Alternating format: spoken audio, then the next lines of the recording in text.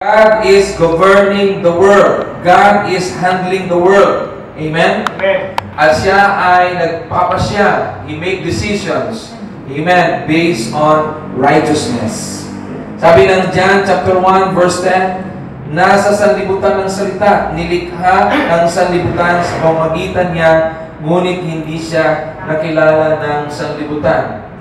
Amen. And Jesus came, and Jesus is introducing the Father to the people. Ang nakakita sa akin ay nakakita na sa Ama, sabi ng Panginoong Jesus. Amen po ba?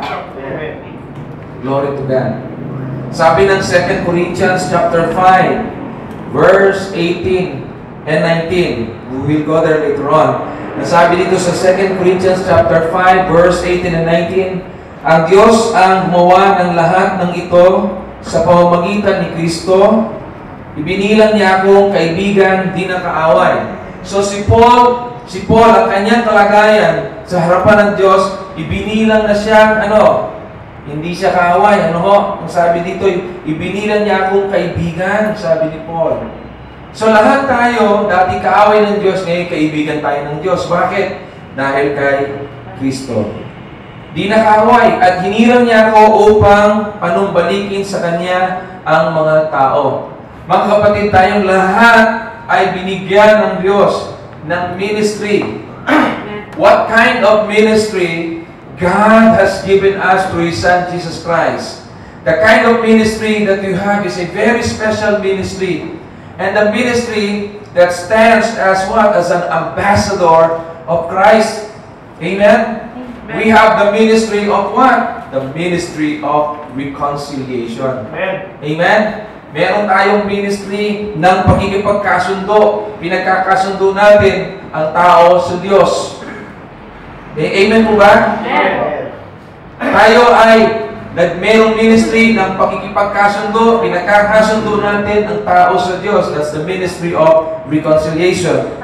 Sabi sa verse 19, ang ibig kong sabihin, ang tao ay ibinilang ng Diyos na kanyang kaibigan sa pamamagitan ni Kristo. So our position in the sight of God, we are now friends of God. Why? Because of Jesus. Because of Jesus, we are now friends of God. Before we were enemy of God. Before we were enemy, dahil tayong lahat ay nagkasala sa harapan ng Diyos. Sabi ng Bible, walang matuwid, walang kahit isa. Romans chapter 3 verse 10. Walang matuwid, walang kahit isa. Walang humahanap sa Diyos. Ang lahat ay nagsilingis ng landas. Para silang libingan bukas, nag-aantay na lang ng ipapasok ng taon, babaon, sabi doon. Amen? Just to paraphrase. So, we have that ministry of reconciliation. And our status in the sight of God, we are friends of God because of Jesus. At ang sabi, at nililimot na niya ang kanilang mga kasalanan. Amen? So, ang Diyos ay hindi niya na binabalikan kung ano yung pagkakamali na meron ka noon. When you come to God through Jesus, His Son, lahat yan ay kanyang kinalimutan. Hello? At ipinagkatiwala niya sa akin ang balitang ito. What is this news? What is this good news? The good news is what? The grace of God. The death, the coming of Jesus, the death of Jesus, the crucifixion of Jesus, the death of Jesus, and His resurrection. Amen. Amen. Yun ang ating kalagayan sa harapan ng Panginoon. In Mark chapter 16 verse 15, na sinabi ni Jesus sa kanila, humayo kayo sa buong sanlibutan at ipangaral niyo sa lahat ang mabuting balita. Bakit inutusan ng Panginoon ang kanyang mga alagad upang mangaral ng kanyang salita? Bakit niya inutusan kayo'y humayo? Ang sitwasyon ng mga alagad, gusto ng Panginoon na ma-internalize nila of how God value the people of the earth. Amen? This is something that we need to discover because the world is in God's hands. Amen? The world is in the heart of God. What is the passion of God? The passion of God is soul. The passion of God is what? People to come to Him and worship Him. basically. Amen? Amen po ba? Amen. Kaya kapag tayo nagsasama-sama, tayo ay sumasamba sa Panginoon. Amen po ba? Amen.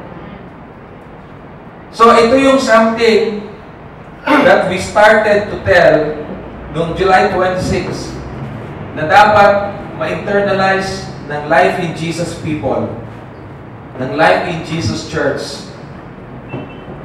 That's why hindi dapat maiwanan ang bawat mananampalataya sa loob ng Life in Jesus. Kaya my concern, sabi ko, dapat I need to go back also in the afternoon service para i-share sa inyo what I am teaching during morning service dito sa Life in Jesus Church. Para yung mga hapon ay maintindihan nyo rin ano ba yung direksyon ng ating Panginoon sa pamamagitan ng kanyang mga lingkod. Amen. Amen? God's dream is to bring lost to Him. To bring the hopeless to Him. To restore people. Kanina umaga I was talking about everlasting joy. Amen. Because Jesus wants you to enjoy His joy. Amen? John chapter 15 verse 10 and 11. That you partake, that my joy, sabi niya, that my joy remain in you. Amen. That your joy may be complete. That your joy will be complete. Sa madaling salita, upang makihati kayo sa aking kagalakan at malubos ang inyong kagalakan. What's the message there? This is the revelation I received this morning. What is the message of Jesus in relation to this kind of joy? The message of our Lord, when He was saying to His disciples, so sinasabi niya sa kanyang disipulo, upang makihati kayo sa kagalakan na mayroon ako, at upang malubos ang inyong kagalakan. Ano ang gusto niyang ma-experience natin? Hindi niya nais na ma-experience mo sa buhay mo yung mababaw na klase ng kagalakan. Hindi kontra si Jesus of the happiness and the goodness and the joyfulness that you are experiencing in your life. What Jesus wants you to experience is the completeness and the goodness of joy that He brings to your life. Amen. He brings to your life.